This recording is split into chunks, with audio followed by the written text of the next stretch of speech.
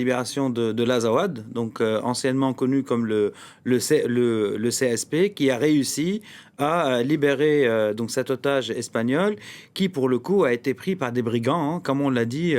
la semaine dernière, dans la zone des trois frontières, disons, entre l'Algérie, le Niger et le Mali. Et il a été donc récupéré plus proche de Ménaka que de Kidal, tel que ça m'a été dit, après avoir été abandonné par ses ravisseurs. Maintenant, on en sait un petit peu plus sur les ravisseurs et sur les conditions de libération. On sait qu'il a été pris en Algérie, qu'il a été transporté dans une voiture volée en Algérie, que les kidnappeurs étaient au nombre de 7. C'était très très jeune, hein, moyenne d'âge dans les vingtaines, quoi, on va dire, qu'ils ont mis en place un dispositif donc de 3 voitures, une voiture volée, puis 2 autres voitures, puis des motos pour lui faire passer la frontière. Leur nationalité des ravisseurs sont algériennes et maliennes, et on sait qu'ils répondaient, disons, à un appel d'offres donc de l'État islamique qui disait kidnapper en gros des ressortissants étrangers si vous en trouvez, et on vous paye à la hauteur de 100 millions CFA ou voire 250 millions de francs CFA par otage. On sait aussi que les rebelles du Front de la Libération de l'Azawad sont passés à l'action parce que aussi l'Algérie leur a demandé de rentrer en action, sinon ils ne l'auraient pas fait de même s'ils en avaient la volonté, parce que dans les affaires d'otages, il faut être mandaté, hein, même pour avoir un contact avec les ravisseurs. On ne savait pas encore si c'était vraiment l'État islamique ou des brigands. Il fallait un mandat. Donc l'impulsion était algérienne en premier coup. Puis il y a eu des négociations avec les clans auxquels appartiennent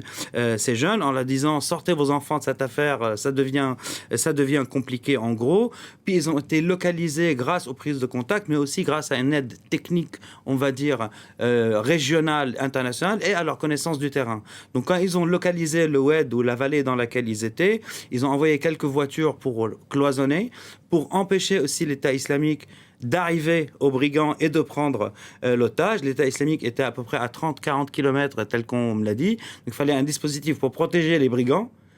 et l'otage, et ne pas faire le coup de feu, dans lequel l'otage pourrait être tué dans l'échange de tirs, même si la volonté des brigands n'était pas de le tuer, parce que c'est une valeur marchande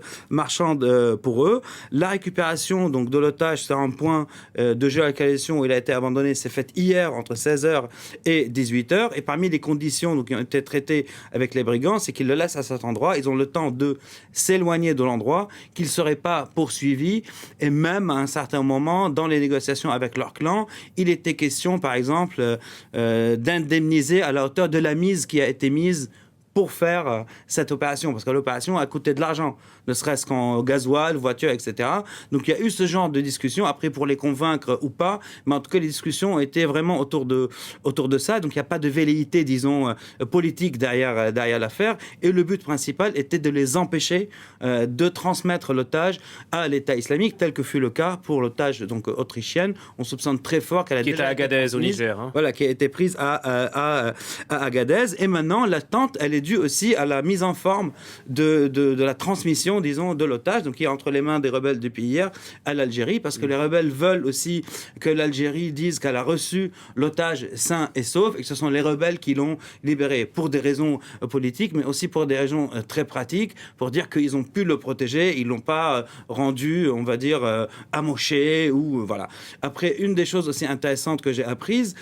c'est qu'une des conditions aussi mises par les rebelles vis-à-vis des brigands, c'est que les brigands rendent le passeport, le téléphone et les affaires de l'otage, ce qui a permis par ailleurs à l'otage de parler avec sa famille via Starlink depuis le désert malien.